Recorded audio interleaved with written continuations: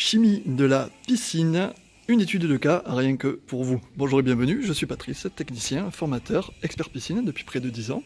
Et aujourd'hui, j'ai envie de vous partager une étude de cas sur une piscine sur laquelle je suis. J'ai envie de vous partager cette étude de cas parce que sur cette piscine, il y a quelques soucis. Le premier souci est le problème d'un stabilisant. Il y a un problème également de pH qui est très élevé, et il y a un problème également de chlore. Le TAC est correct, donc on a de la chance. Je vais vous expliquer qu'est-ce qu'il faut faire dans ces cas-là, pour vous expliquer la logique qu'il faut avoir avec la chimie de votre piscine, parce que je sais que c'est quelque chose d'assez compliqué, et que beaucoup de personnes ne s'en sortent pas. Cette vidéo est offerte par formation-piscine-tout-au-pluriel.fr et notre site internet, notre nouveau site internet, formation-piscine-tout-attaché.fr. Alors voyons un petit peu les résultats de la chimie de cette piscine.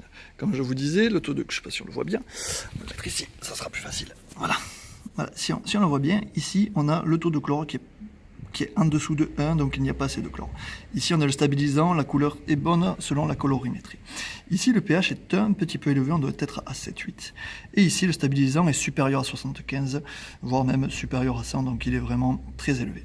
Qu'est-ce qui se passe dans cette piscine? Pourquoi il est très important de regarder ces valeurs assez régulièrement? Ça, ce sont des choses que je vous explique sur mes formations vidéo complètes que vous trouverez sur notre site internet.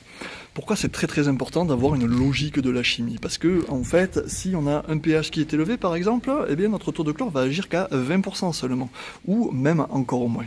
Encore une fois, si on a un stabilisant qui est trop élevé dans la piscine, notre taux de chlore ne va pas agir. Donc imaginez, on a, comme dans ce cas ici de piscine, un pH élevé et un taux de stabilisant élevé avec très peu de chlore, eh bien qu'est-ce qui va se passer? Même si la piscine est limpide comme ça, oui elle est limpide, on a envie de s'y baigner limite, mais qu'est-ce qui se passe dans cette piscine? On doit avoir des germes qui sont revivifiables, notamment à 36-37 degrés la température de notre corps.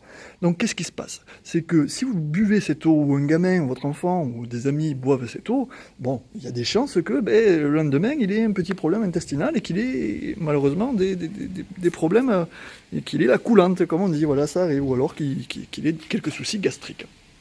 Voilà, donc ça, vous avez une piscine limpide, c'est très bien, mais ça ne veut pas dire que votre piscine est parfaitement saine. Voilà. Donc là, qu'est-ce qu'il me faut faire? Je vais ajuster le pH à 7,2 et je vais devoir faire un traitement choc de la piscine pour remonter le taux de chlore dans ce bassin et donc de détruire tous ces germes qui sont invisibles à la vue. Mais si l'Agence régionale de la santé passe sur cette piscine et qu'ils font un prélèvement, et bien 2 jours après, ils vont me demander de fermer la piscine et c'est pas le cas. Voilà. Donc encore une fois, ce n'est pas parce que votre piscine est limpide que votre piscine est saine, d'accord? Une piscine, ça doit être sain. Ça peut être limpide, clair comme de l'eau de roche, mais ça doit être sain.